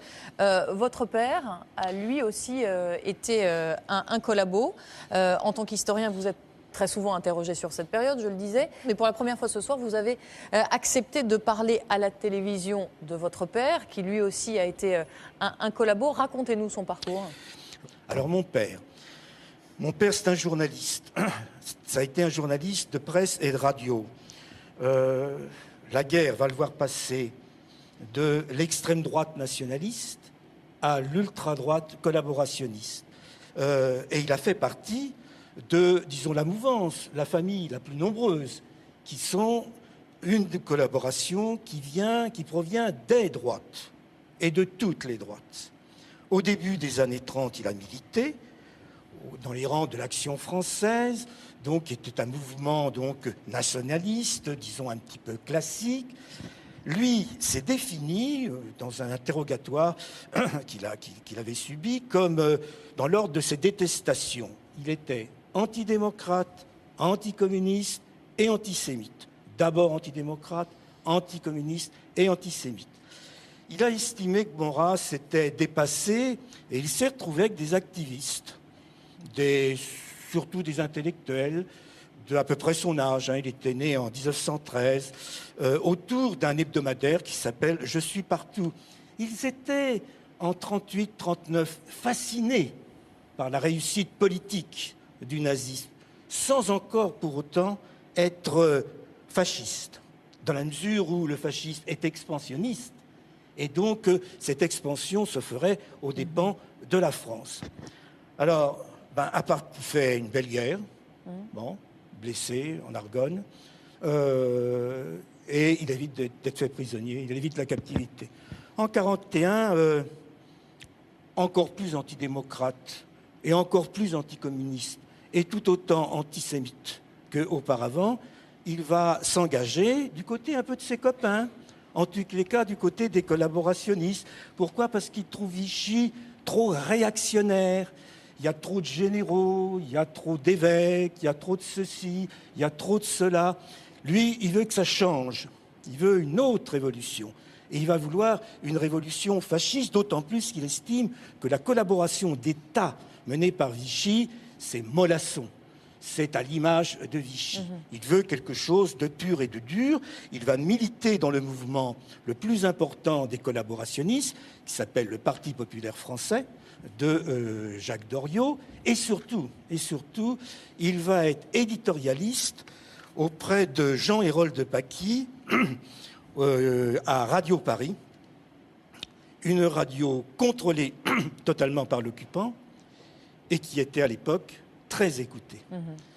En 1943, il va se ranger dans le camp des ultras, de la collaboration, des jusqu'au-boutistes. Il estime que la partie n'est pas totalement jouée et que, en collaborant, les Français pourront prétendre avoir une place, et une place de choix dans l'Europe nouvelle qui sera fasciste. Voilà. 1944 continue. En 1944, il va s'engager. Il va s'engager dans une division SS, dans une division de Waffen-SS, plus exactement. Est-ce qu'à un moment donné, il s'est dit « je me suis trompé » ? Non. Non. Enfin, je n'ai jamais confessé, hein. Soyons honnêtes. Je n'ai peu parlé avec lui qu'une après-midi un peu longuement. Je n'ai jamais senti qu'il puisse se dire « je me suis trompé ». Passe en Allemagne, 1945, il rejoindra la Suisse, puis l'Amérique latine. Il a été condamné aux travaux forcés à perpétuité et il est mort il y a une dizaine d'années. Voilà. Est-ce que, comme le père de Dominique Jamais, d'ailleurs, le vôtre, vous le disiez, a collaboré aussi intellectuellement par des articles, par des interventions à la radio. Est-ce qu'il y a aujourd'hui, je vous pose la question à vous, est-ce qu'il y a aujourd'hui des écrits, des phrases qu'il a pu prononcer qui vous embarrassent, voire qui vous font honte ? Écoutez, j'ai comme principe de ne pas juger mon père.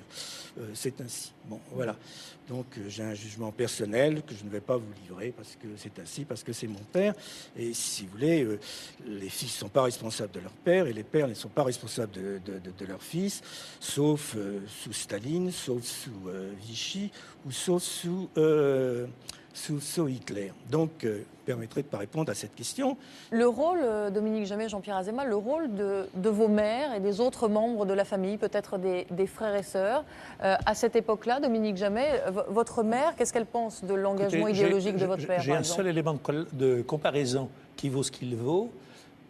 Mon père était extrêmement proche de Robert Jospin, le père de Lionel Jospin. Et exactement le même courant, socialiste, pacifiste, luttant jusqu'au dernier moment contre la guerre. Et ils ont suivi un itinéraire comparable pendant la guerre. C'est-à-dire que le père de Jospin a été maire de Meudon, nommé par Vichy, a fait quelques conférences d'inspiration collaborationniste et faisait partie d'un mouvement intellectuel de gauche dont mon père était secrétaire général, qui s'appelait la Ligue de pensée française. Bien oublié aujourd'hui. Mais ma mère est morte en 1940. Mon père n'écoutait que lui-même, en quoi il avait bien tort.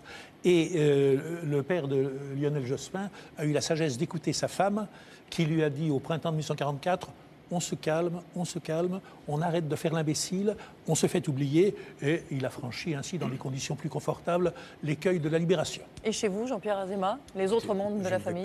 Parler de ma mère, ça ce n'est pas possible non plus. Ce que je connaissais un petit peu de leur rapport de force, car dans un couple il y a toujours un rapport de force, c'est que c'est lui qui était, d'ailleurs c'est logiquement par rapport à son idéologie, voilà, c'est lui qui était le patron, qui était le chef, et je pense, j'en sais rien, que ma mère l'a suivi, mais j'en sais pas plus. Et pour tout vous dire, si j'en savais un peu plus, je ne vous en parlerai pas. Bon, et ben voilà, comme ça c'est dit. Catherine Servan-Schreiber, merci aussi à vous de nous livrer ce soir votre témoignage dans Droit d'inventaire. Vous appartenez à la génération d'après, et votre famille a, elle, été littéralement déchirée par l'occupation. Avant la guerre, pour situer le contexte, votre grand-mère épouse un juif, et sa sœur, qu'elle adore, épouse, elle, un haut fonctionnaire aux sympathies d'extrême droite. Pendant l'occupation, il va collaborer de façon extrêmement dure. Est-ce que vous pouvez nous raconter comment votre famille a traversé cette période? Oui, et moi justement ce qui m'intéressait dans mon livre, c'est de regarder les femmes qui vivaient dans l'ombre de ces hommes, c'est-à-dire de voir comment est-ce que les familles vivaient la collaboration, comment est-ce que les enfants réagissaient, comment est-ce que les femmes réagissaient, et de voir dans une famille où il y avait un résistant juif, journaliste juif résistant et un préfet collaborateur, de voir quel désordre ça créait dans les sentiments. Alors quel désordre ça a créé dans les sentiments et dans votre famille plus globalement? Ça a créé bien sûr des tensions terribles, parce que quand ma grand-mère appelait sa sœur pour lui demander de cacher ses enfants ou pour lui demander de se renseigner sur ce que préparait la Gestapo pour arrêter mon grand-père, il ne répondait pas. C'est-à-dire qu'il y avait des portes fermées et que donc ça a été des déchirements Alors qu'elles énormes. étaient en plus au-delà du fait qu'elles étaient les meilleures amies du monde. Elles étaient très proches et elles ont essayé justement de ne pas se laisser envahir par la politique et de continuer à s'aimer, tout en sachant qu'elles étaient dans des camps très opposés et qu'elles ne pouvaient pas se parler de l'essentiel, c'est-à-dire la guerre et ce qui se passait à ce moment-là. Donc elles ont essayé de continuer à s'aimer et elles ont fini leur vie ensemble. D'ailleurs, une fois que les maris étaient morts, elles ont fini leur vie ensemble. Mais cette période où elles n'ont pas pu, parce qu'il y en a une qui était réfugiée à Megève et l'autre qui était à Chartres, à la préfecture, où elles n'ont pas pu céder, a dû beaucoup les marquer, j'imagine. Qu'est-ce que ça laisse comme trace, j'allais dire, quand dans une famille comme celle-ci, il y a d'un côté une partie qui est collabo, une autre juive et l'autre encore résistante, puisque votre mère, c'est ça, est entrée très très jeune dans la résistance. Comment une famille se construit là-dessus? Les générations futures même. Les générations futures, on ne passe pas notre vie à en parler, si vous voulez, parce que les générations futures vivent au-delà de ça et ne passent pas... on n'est pas historien dans l'âme, si vous voulez, donc on ne passe pas notre vie à en parler. Mais ça laisse forcément des traces, parce que c'est des camps trop opposés. Et encore aujourd'hui? Non, aujourd'hui, je ne pense pas, parce que aujourd'hui, on réagit par affinité. Si vous voulez, si vous vous entendez bien avec des petits-fils de collabos, vous n'avez pas besoin de... Vous voyez, ce n'est plus le problème de savoir s'ils ont été collabos ou pas. Ou vous avez des affinités ou vous n'avez pas. Mais ce qui est important, je crois, c'est qu'il n'y ait pas eu de mort. C'est-à-dire que je pense que dans les familles où il y avait, comme dans notre famille, des deux côtés de la ligne de démarcation, s'il y a eu des morts, alors c'est impardonnable à l'autre camp. Mais nous, dans notre famille, on a eu la chance qu'il n'y ait pas de mort. Personne n'a été déporté, par exemple? Personne n'a été déporté. Ma mère, qui a été résistante, s'est fait libérer par un soldat allemand. Au moment de son exécution, le soldat allemand a ouvert la cellule et lui a dit « Partez, parce que vous êtes trop jeune pour mourir ». Donc, en fait, finalement, c'est l'autre camp qui a sauvé un des membres de la famille. Donc, tout ça est trop mélangé, si vous voulez, pour que ça laisse des traces à la génération d'après. Alors, vous l'avez dit, les deux sœurs restent malgré tout extrêmement proches. Mais leur mari, alors quand le préfet Collabo, lui, est condamné à mort, son beau-frère est ravi? Non, quand le préfet est condamné à mort, donc en 1945, il fait 10 ans ou 9 ans de prison. Et à ce moment-là, ma grand-mère, qui a beaucoup insisté auprès de son mari pour faire libérer son beau-frère par amour pour sa sœur, là encore, c'est encore une histoire d'amour, si vous voulez, c'est toujours ça le sujet dominant. Par amour pour sa sœur, elle voulait libérer son mari. Donc c'est mon grand-père juif qui, avec l'aide de Mendes France, qui était au pouvoir à l'époque, s'occupe de le faire sortir de prison et de lui rétablir sa retraite de préfet pour qu'il puisse vivre. Parce qu'évidemment, il avait été coupé de ses droits civiques et donc il fallait lui rétablir sa retraite. Donc en fait, c'est encore histoire de deux juifs qui font libérer un Collabo en 53-54. Jean-Pierre Azéma, quand on entend l'histoire de la famille de Catherine Servan-Schreiber, on voit là un préfet Collabo condamné à mort qui en réalité va purger une petite dizaine d'années de prison. Est-ce que globalement, les collaborateurs, les collaborationnistes ont été suffisamment sanctionnés? Écoutez, en tant qu'historien, je ne peux être ni avocat et encore moins procureur. Donc je ne vais pas vous répondre directement dessus. Je dis simplement qu'à l'inverse de ce qu'on entend généralement, Vichy a bien été condamné. Et il y a quand même l'épuration, il y a quand même près de 300 000 dossiers qui sont ouverts quand même, ce qui n'est quand même pas rien. Vichy a été condamné d'un point de vue judiciaire, d'un point de vue historique, si j'ose dire, d'un point de vue politique. Les collaborationnistes, a fortiori, ont été condamnés. Ils ont été condamnés, certains ont été fusillés, d'autres... C'est un peu particulier, puisque dans le fond, c'est un vichysois qui, en même temps, est impliqué dans du collaborationnisme, puisqu'on le condamne à mort à ce moment-là.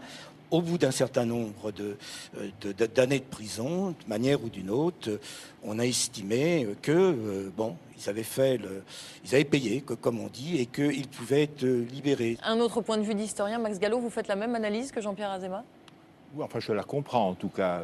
Dans les itinéraires individuels, je comprends très bien Dominique Jamais et Jean-Pierre Azéma par rapport à leur père. Ils n'ont pas à les juger, ils ont essayé de décrire cet itinéraire en toute objectivité. Et je dirais que leur jugement sur leur père, c'est leur propre vie. Et leur propre vie est aux antipodes de celle qu'ont suivi les pères. Donc ça me paraît un premier point. Le deuxième point, c'est que je crois que ce jugement... d'empathie à l'égard des personnages de l'histoire ne doit pas nous interdire d'avoir un autre point de vue plus général. C'est-à-dire qu'on a à la fois le devoir, comme historien, de suivre l'itinéraire d'un Doriot en se plaçant dans cette logique-là, ou l'itinéraire du père de Dominique Jamais, à l'intérieur de leur propre logique, voir leur cohérence, leur sincérité, leur courage même, d'une certaine façon, ou leur aveuglement. Et en même temps, on doit dire, ce n'était pas cela qu'il fallait faire. Ce n'était pas cela qu'il fallait faire parce que précisément, l'irruption de la violence nazie en France détruisait les fondements de ce qui est la vie civilisée. Déportation, dénonciation, torture, exécution, racisme et extermination. On ne pouvait pas accepter cela, même si on a le devoir, je le répète, de suivre avec modestie, empathie, l'itinéraire de chacun des acteurs de cette période. Max, pour conclure, on l'a bien vu ce soir, 65 ans après, pourquoi la mémoire est-elle toujours aussi à vif? Pourquoi il est toujours aussi douloureux et difficile d'aborder cette période? C'est difficile à la fois pour des raisons intérieures, et la famille Servan-Schreiber montre la difficulté, l'imbrication des destins et la difficulté de se séparer de ce passé tragique et héroïque, plein de lâcheté, plein de violence. Mais pour une autre raison, c'est qu'à partir des années 60-70, assez tard, la question de l'extermination, de la Shoah, la question des camps d'extermination d'Auschwitz est devenue une question centrale et une question de référence. Et désormais, les destins des collaborateurs français, qu'ils aient été, pour reprendre une terminologie d'aujourd'hui, des vichisto-résistants, à la fois vichistes et résistants, qu'ils aient été des gens revêtant l'uniforme nazi, l'acte de la collaboration est accolé en permanence avec l'extermination. Et ce passé-là, pour reprendre le titre d'un livre, ce passé-là ne passe pas et ne passera jamais, enfin en tout cas je le souhaite, parce qu'il y a imprescriptibilité pour cette extermination. Et les collaborateurs français, quelles que soient les nuances et la diversité de leurs raisons, sont entraînés dans cette condamnation générale utile et nécessaire. Merci Max. Encore un mot, Jean-Pierre Azéma? J'ajoute non seulement les collaborationnistes, mais les gens de Vichy, qui sont des complices. Voilà, c'est la complicité de ces hommes de Vichy qui va permettre la déportation des enfants. On oublie toujours Vichy dans ces cas-là par rapport aux collaborationnistes. Pas oublier que c'est Vichy qui bloque l'histoire, dans le fond, qui rend une difficulté parce que la majorité des Français ont été attentistes et ont été, il faut bien le dire, vichistes. Voilà. Et que Vichy en a profité et s'est abaissé à la complicité, donc, dans la déportation des Juifs de France. On arrive au terme de cette émission. Merci Max, merci à tous nos invités dont je rappelle les ouvrages. Dominique Jamais, Un traître, c'est votre nouveau roman paru chez Flammarion. Jean-Pierre Azéma, Jean Moulin, une biographie, c'est chez Perrin. Et Catherine Servan-Schreiber, Louise et Juliette chez Jean-Claude Lattès, où vous racontez donc l'histoire de votre famille. Merci à toutes les équipes rédactionnelles et techniques, évidemment, qui ont préparé cette émission. Excellente fin de soirée sur France 3. Merci de votre attention.